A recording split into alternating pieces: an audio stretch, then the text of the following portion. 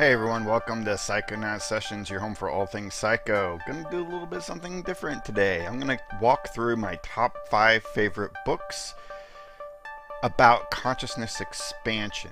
So, what do I mean by consciousness and consciousness expansion? Well, consciousness is really just that thing that is our awareness of who we are as individuals and our place in the world and the universe. And it's really something that's been very abstract. People, scientists, philosophers, have not really been able to have a precise definition of exactly what consciousness is.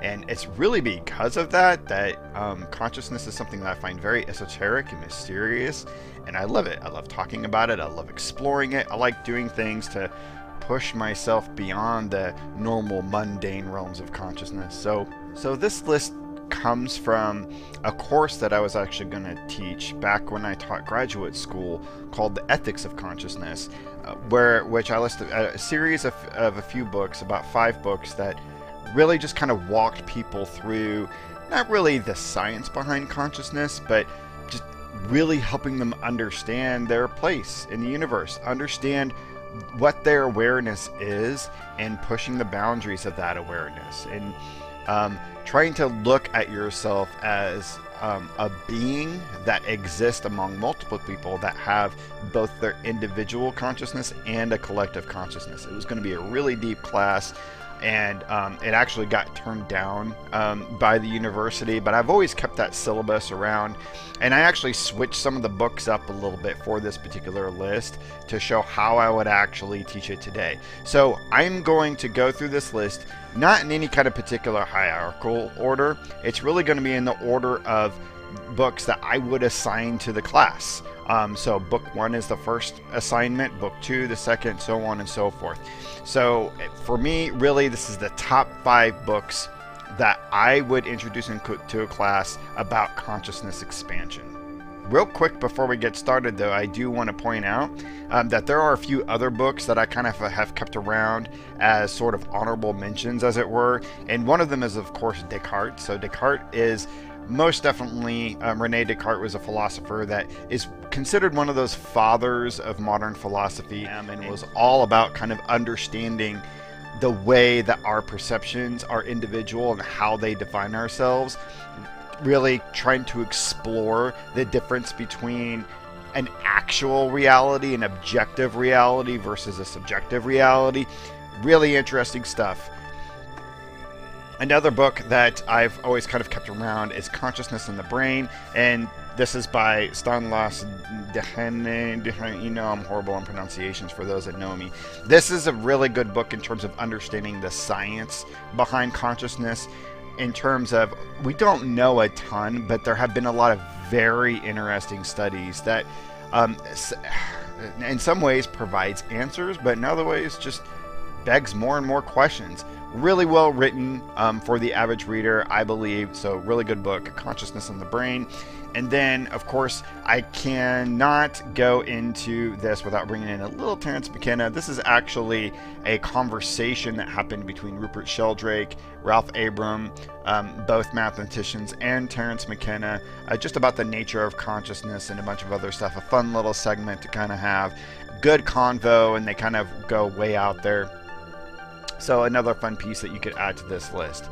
One other addendum I want to add to this list is I've stayed away from more spiritual and psychedelic, hallucinogen towards types of books about consciousness itself, such as Doors to Perception by Aldous Huxley and any other Terence Mckenna works, and so on and so forth. There's a little bit of that in here, but that's really probably for other book lists that I would create and recommend, moving into realms of how to actually push those boundaries using other agents. In other modes of perception, this is strictly about consciousness itself and how we can learn to understand our consciousness, with a little bit of that wiggle room of understanding how we can have a relationship with growing that consciousness together.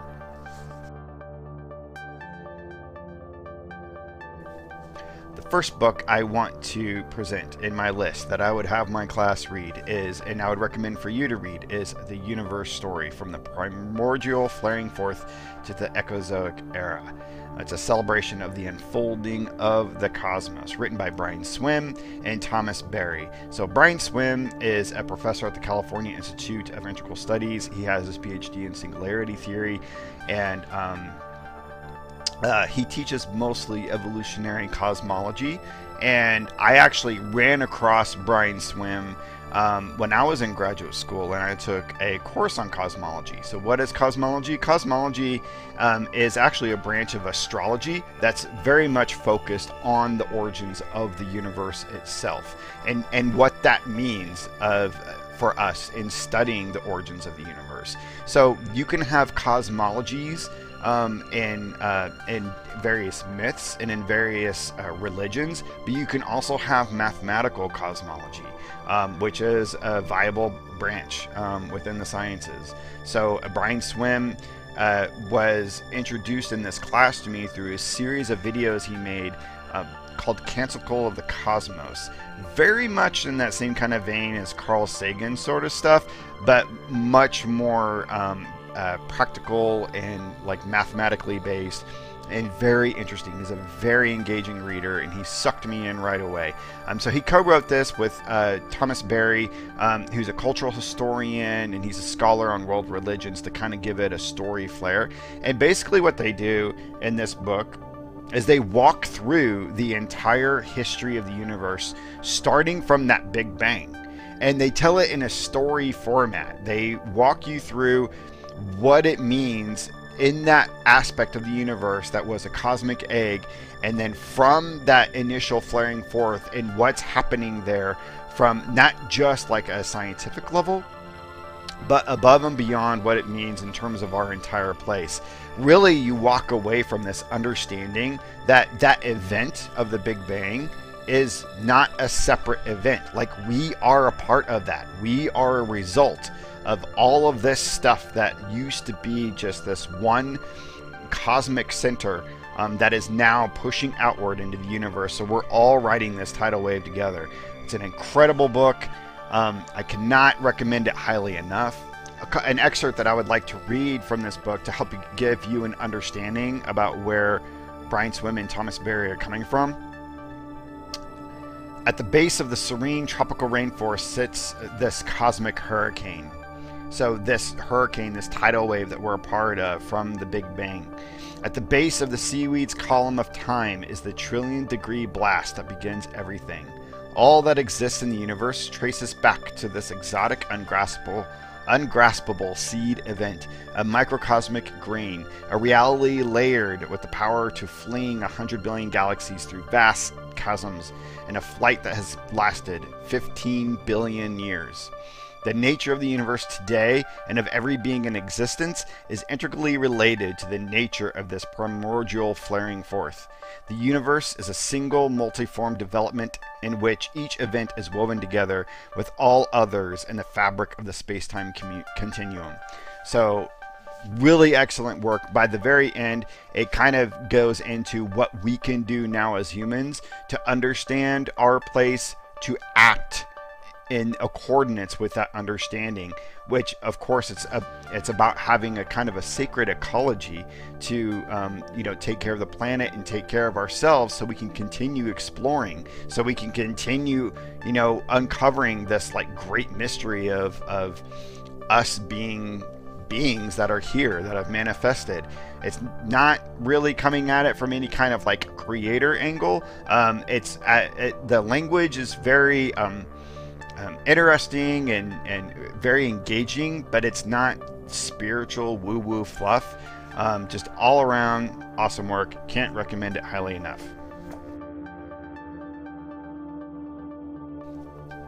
And of course, as we move from that understanding, the next book that I would recommend is one that many people have recommended in many liberal arts courses, but The Hero with a Thousand Faces by mythologist Joseph Campbell.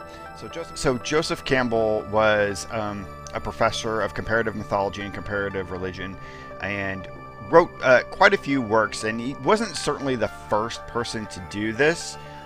but definitely he popularized the idea of the monomyth, also known as the hero's journey. But the monomyth is really about kind of taking a syncretic look of all the world's religions, all of their stories, all of the mythologies across the planet, and finding common threads among them all and tying them all together. And what makes this work such a popular work is not only that it's well written, it's engaging, but it was one of those works that really popularized the Star Wars mythos. George Lucas totally credited Joseph Campbell with helping him kind of design the development of Luke Skywalker's journey as a hero who's, thrown into unfamiliar waters and having to navigate that with some overseer and ally that helps him through the underworld so he can face the dragon, face the enemy, and eventually return to his people with that new knowledge and understanding. A lot of people have taken Joseph Campbell's idea and they've created their own sort of version of the hero's journey. I have one myself that is in my books that you can take a look at as well. I'll show on the screen. But it really excellent work. You can also check out his work Power of Myth, which is conversations that he had that kind of explain a lot of his ideas and concepts as well. But the importance of this work is understanding that all of these stories, all of the heroes and characters and the stories that we get from all the myths are really us. They are archetypes that are really representative of our own journey and our own place in the universe and how we can tackle not just the universe. You don't want to tackle the universe, that would be really hard, but tackle the various dragons, demons, and Darth Vaders in your own life, so that you can become that hero, so you can overcome knock something over completely, so that you can overcome whatever obstacles that are in your way. Now, he doesn't go into that in any sort of like self-help sort of paradigm or anything, but definitely lays it all out in a really solid template. Excellent work. I've read this so many times, it's absolutely ridiculous, but a really good work.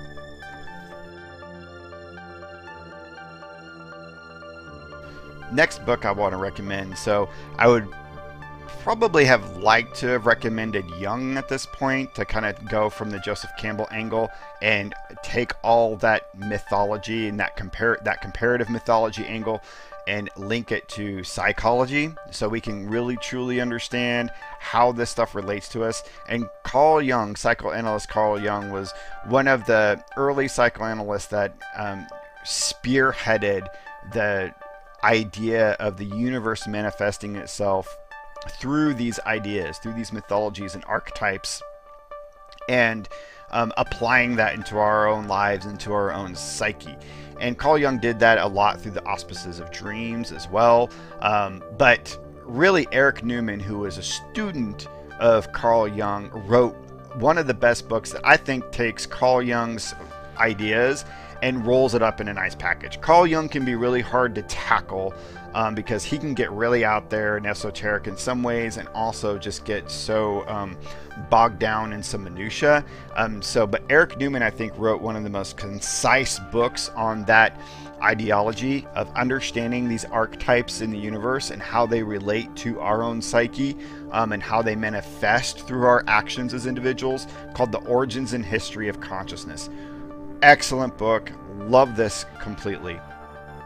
So one of the things that Eric Newman does in this book is that he takes a look at a lot of the symbols that exist through ancient cultures and in alchemy, to understand how those symbols relate to us. Specifically, he starts off with the Ouroboros, which is the serpent eating its own tail, which is an emblematic symbol about time and the nature of cycles, and how this loop of consciousness is kind of never ending, but it does have a cyclical nature to it. And one of the things that Eric Newman talks about regarding the Ouroboros and other symbols is this: that all these symbols with which men have sought to grasp the beginning of mythological terms are as alive today as they ever were. They have their place not only in art and religion, but in the living processes of the individual psyche, in dreams and in fantasies. And so long as man shall exist, perfection will continue to appear as the circle, the sphere, and the round, the primal deity who is sufficient unto himself, and the self who has gone beyond the opposites will reappear in the image of the round, the mandala. And he relates that in his chapter about the Ouroboros, about how really the circle, the idea of the medicine wheel, the stone wheel circles that you find in ancient megalithic cultures, it's all part of the human psyche, and how it relates to us today and how we act and understand things. Excellent work. Totally for consciousness nerds. You've got to read this.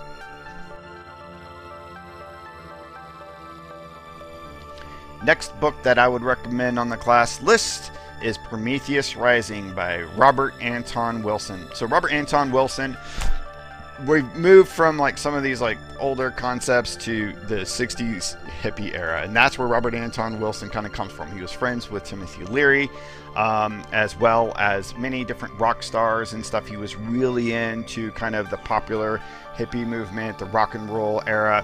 And he's known as kind of a pope of the Discordian movement. Discordianism is a hippie religion that was created by Malcolm the Younger and Omar Khayyam Ravenhurst, that is really all about just kind of turning the world upside down. It's all about chaos and worshiping chaos and understanding that order and chaos are just two things that you don't have to fight against, and really just marry the two. So they were very much like a group of people that were kind of, coyotes and contraries, and just tried to make things like weird, difficult, but also fun at the same time. It was all about having a party for the Discordians.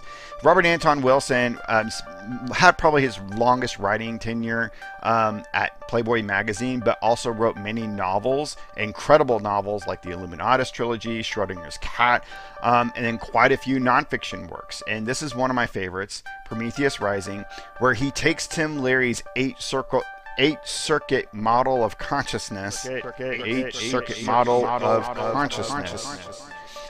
and relates that directly to the human brain and how we start in these particular phases of life, starting from like what he calls the oral circuit, which is about us being babies and just everything needing to be about the mouth, everything needing to be about our direct needs, and understanding how when we grow as human beings, what those circuits of consciousness, how they shift and grow and evolve as well, and how they help us understand our environment around us, how they help us interact with our environment around us.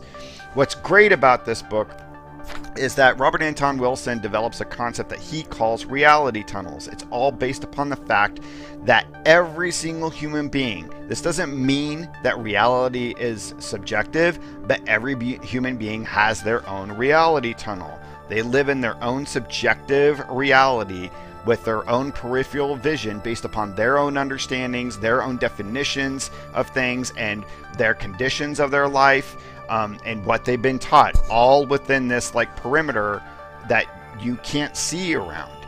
And so the whole point of this book is to walk through those circuits of consciousness, and he provides exercises, fun little exercises to help push the boundaries of those particular circuits, all the way to the point that by the end of the book, he develops what's called kind of the meta programming, or the quantum circuit, which is really about just being able to jump from circuit to circuit to circuit and never allowing yourself to just be stuck in one arena. There's a lot of human beings out there that are very territorial about their lives. We have a lot of us versus them. You're right and I'm wrong. And the primary paradigm of this book is that whatever the thinker thinks, the prover will prove. Meaning, whatever thought that you come up with, there is a mechanism in your brain that he calls the prover that will always seek to reinforce that thought, to make sure that that thought becomes living proof and becomes your absolute truth. And the whole point of that is, no, you've got to stretch yourself, and you've got to understand all truths from all people so we can all come to some sort of collective truth, some truth that is beyond our own individual paradigms. A lot of fun stuff in here. He's hilarious as well. A lot of fun cartoons and a lot of jokes. You have to understand, he's a Discordian, so he's going to always just poke at the reader as well and make sure that you're not taking yourself too seriously, that none of us are taking life too seriously. Interesting note about this one too is that there's a foreword in here by Israel Regardie, who is actually the apprentice of Aleister Crowley, the 20th century magician, who's really well known in the circles of the occult. So there's like a little bit of that kind of like magic angle in this book as well. Not heavy, not in any kind of ritualized form, but mostly just coming at it from, being a fun little thinker playing with thought sort of thing. So Robert Anton Wilson, mwah, love you. Love this book. And then finally, who I would recommend as the final work is my favorite, save the best for last, Judo Krishnamurti. So Judo Krishnamurti comes from India, but he was actually discovered by the Theosophical Society. So the Theosophical Society was started in the 1800s as kind of a fraternal organization that was all about finding the common truths of all religions. All religions basically have a common truth, kind of like comparative mythology and Joseph Campbell, but they were trying to parse all of that out from each religion and create kind of a new way of looking at the world and a new understanding of humanity's direction. And so there were a couple of individuals, though, that in the Theosophical Society, they had this idea and this concept of what they called the world teacher, almost like a messiah figure that was going to arise to help teach this new theosophical paradigm to the rest of humanity. So there were a couple of individuals, Charles Ledbetter and Annie Besant, who found Judo Krishnamurti as a young boy and thought that, okay, this guy's it. This kid is the world teacher for some reason or another. I don't know the exact details around that, but they didn't take Judo Krishnamurti from his family. I believe there was some sort of an arrangement. I just realized I need to read a biography of Judo Krishnamurti's life. I don't know why that I have at this point.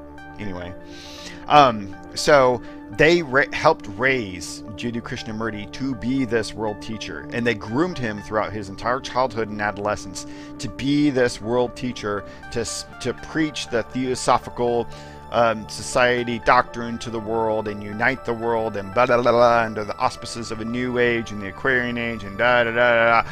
And Krishnamurti said, no, fuck you. I don't want to do that, and I don't want to be a part of that, and went out on his own and basically made his entire life about preaching against authority of any sort, of any kind. And really his ideas are about you using your thoughts and to understand consciousness, to understand your life, your own individual consciousness, and how that's the true revolution. That is the true revolution that the world needs. And the root of all of that, the root of all of those teachings for Judo Krishnamurti is about usurping yourself of any kind of authority figure, from like a religion, a government, from any individual in your life, as well as just in your own mind. Because in your own mind, you create authorities. You create what the standard of something is supposed to be based upon your upbringing, based upon how you were raised. And you need to revolutionize yourself from that. Free yourself from that. So I recommend the book Freedom from the Known, which I don't have a copy of because I always end up giving my copy away all the time. I always buy this book. It's my favorite book ever. This book saves my life. But I always end up giving it away to someone that I know that needs it. So I'm always having to buy a new one, and I just haven't bought a new one yet. But another good book of his is called The Awakening of Intelligence. And it's based upon, you know, a series of his lectures and interviews with some of his comrades that he's had over the years. It's much thicker than Freedom from the Known. Freedom from the Known is very small, very concise. It's all about liberation of thought, liberation of authority. The same with Awakening of Intelligence. It's a wonderful book, wonderful read. There's an incredible chapter in here called The Circus of Man's Struggle, which is all about finding a way to eliminate the idea of man's struggle with existence. Because it's obvious, and by man he means human, he means all men and women, we have this struggle with existence because we're always creating conflict and schedule and blah, blah, blah, blah, blah. We're always creating conflict and struggle outside of ourselves, and you can see it everywhere in our political environment, on the world stage, even in our workplaces. We're constantly always creating this drama, and it's all about taking that back into you, into relieving yourself of that struggle, which is really all about not ever trying to have conflict. It's as basic as not seeing yourself and not even experiencing life separate from anyone or anything around you. And it gets more detailed than that because he's obviously way better in describing that as I am. It's not as simple and nuanced, but definitely every time I am in any kind of black hole in my life or obstacle, I always pull out Krishnamurti and read just any random chapter from any of the many works that I have of his, and I just immediately feel that obstacle begin to like move and roll into another direction. Just so everybody knows, this is no like Deepak Chopra or anything like that. He's not woo-woo in any way, shape, or form. He's totally down brass tacks and always rejected the whole guru mentality and ideology, and combated that in every way, shape, or form. Anyway, love Judo Krishnamurti. I think you can't get much better than him. I definitely recommend Freedom from the Known first if you can pick that up, but also this is a good compendium. So that is my syllabus. That is class. That is my syllabus. That is my 5 books that I would actually, in order, assign to anyone who is interested in just studying the idea of consciousness expansion, and books that could actually like help you change your own consciousness without it being any kind of self-help kind of bullshit new agey thing or whatever. Excellent works, I think. It's all based upon philosophy. It's based upon logic and reasoning, and which these were tools that were given to us all the way back to the Platonic schools of using logic and reason to understand wisdom, to understand our place in the universe and in the world. So I highly recommend you all checking those works out. I'll have links to all these books in the description. Please do not forget to like, subscribe, and ring that bell, please, so you can get notifications. You can check out some of my own books in my shop, and there's my cat over there, just has been chilling this whole time. Such a good kitty. But anyway, love you all. Thank you so much. Have a great day and keep it psycho.